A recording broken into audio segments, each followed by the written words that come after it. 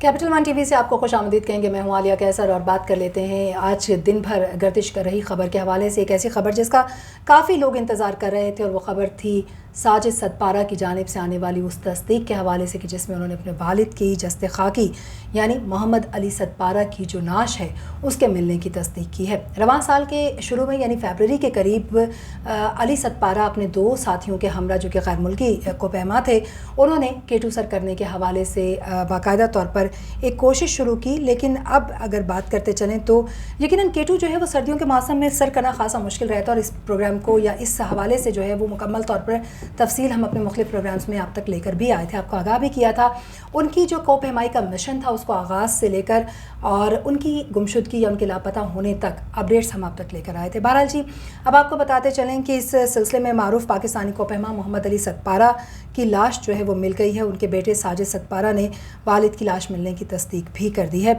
मिशा ब्रूम expedition treks and tours में शामिल नेपाली शिल्पा जो है उन्होंने बोटल नेक के करीब इससे पहले जो है वो अली सतपारा की नाश दिखने की जो है वो निशानदेही की थी, जहाँ पर ऑपरेशन को जो है वो शुरू किया गया।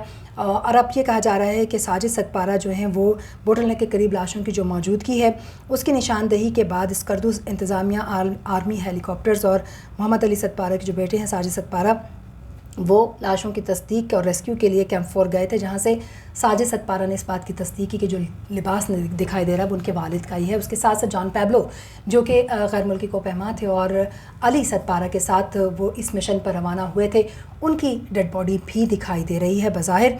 अब कहा यह जा रहा है कि चूँकि ज़ाहिर है कि मौसम गर्मियों में अलग हो जाता है, यही वजह है कि इस मिशन का आगाज़ किया गया उनकी जस्ते खाकी को तलाश करने का।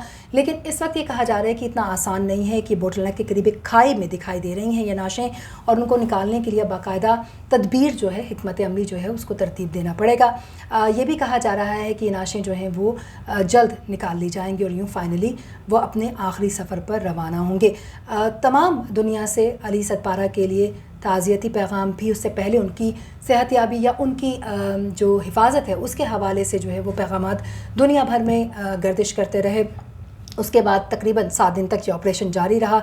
मौसम की ख़राबी की वजह से इस ऑपरेशन को तर्क कर दिया गया और इस बात को तस्लीम कर लिया गया कि अब तीनों कोपहमा में से कोई भी ज़िंदा नहीं है। फाइनली उनकी नाशों का पता लगा लिया गया है जिनको एक बोटल नेक के करीब खाई से निकाला गया और अब बाकायदा तौर पर अली सतपारा जो हैं वो अपने आखिरी सफ़र पर रवाना होंगे, उनकी तदफीन की जाएगी। साजिद सतपारा ने इस बात की तस्दीक कर दी है। पूरी कौम को उन पर फ़ख्र है जिस तरीके से पहाड़ों के इस बेटे ने सीना सपर होकर बड़े बड़े पहाड़ों का सामना किया है और मुल्क और कौम का नाम रोशन किया।